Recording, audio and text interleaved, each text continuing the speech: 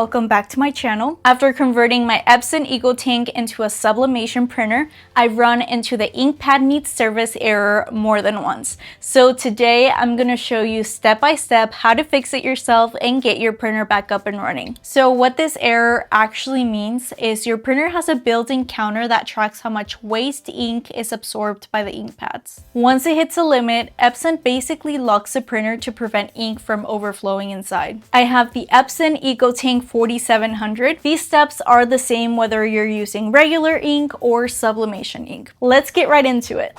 The first thing I'm going to do is make sure the printer is turned off.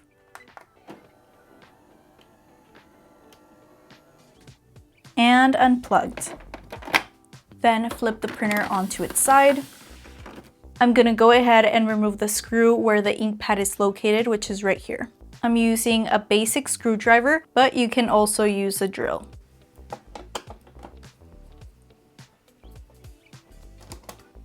Once the screw is out, you're going to want to slide the lid out.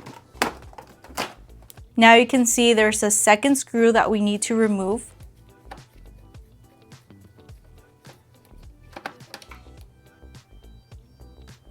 Now you can just easily remove the ink tank.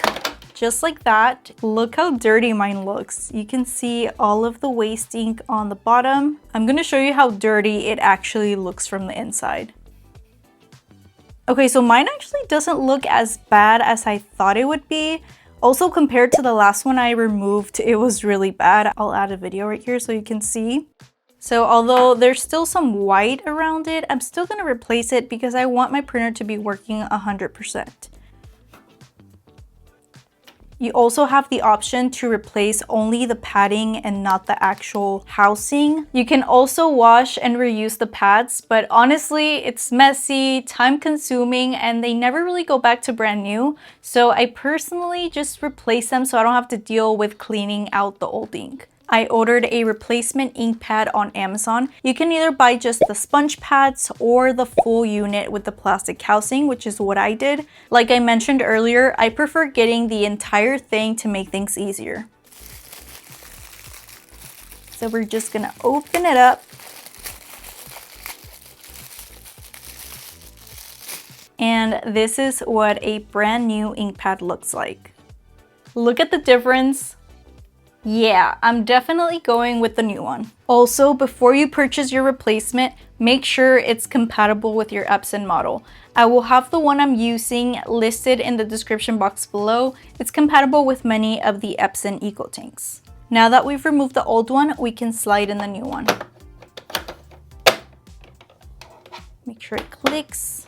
I'm gonna put the screws back in and secure everything.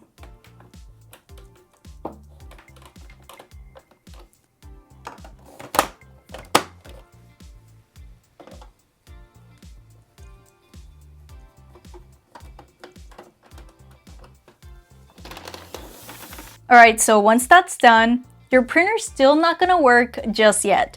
And that's because we need to reset the waste ink counter. So this next part, I'm going to walk you through on my MacBook and show you how to do it. First, I'm going to open this WIC.support website. I will have the link in the description to make it easy for you to find it. Go down to where it says download latest WIC version here. Since I'm using my MacBook for this, I'm going to select the iWIC for Mac OS 10.7 and click download. If you're using Windows, make sure to select that one instead. While that's downloading, I'm going to plug my printer back on. Turn it back on.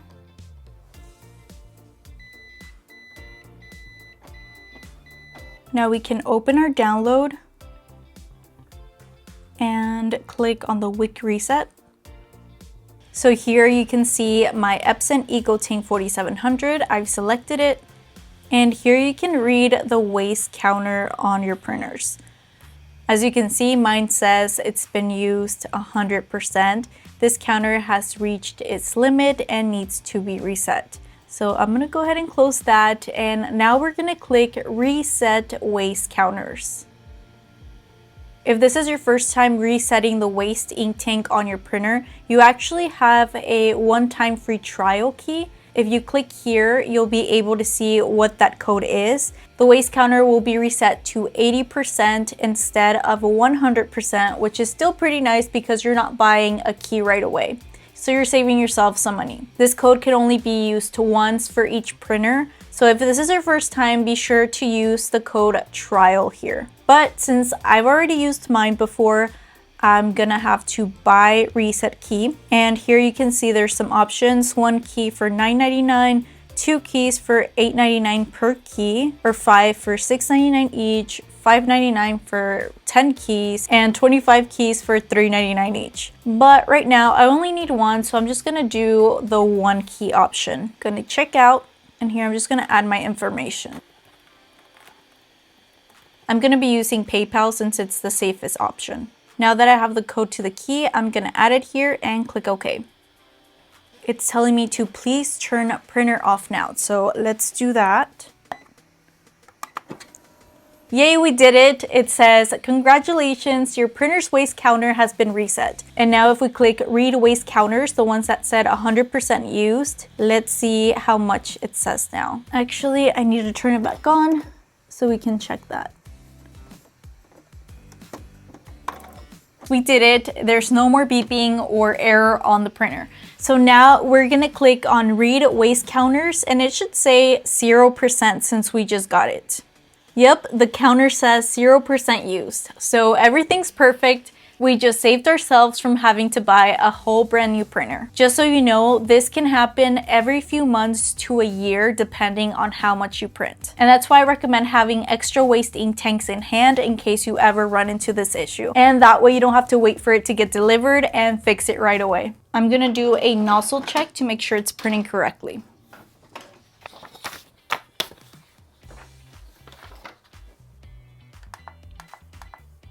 I'm gonna click on maintenance, nozzle check, and print.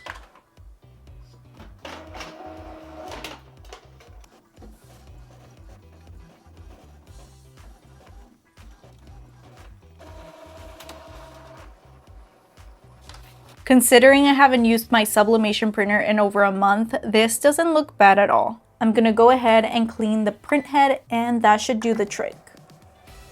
I spoke too soon because this is what my second nozzle check is looking like. It's missing a lot of the black ink. To fix it, I'm going to print a purge sheet to get that black ink flowing again.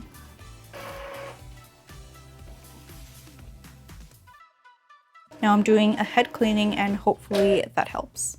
I'm gonna run a nozzle check to see what it's looking like now.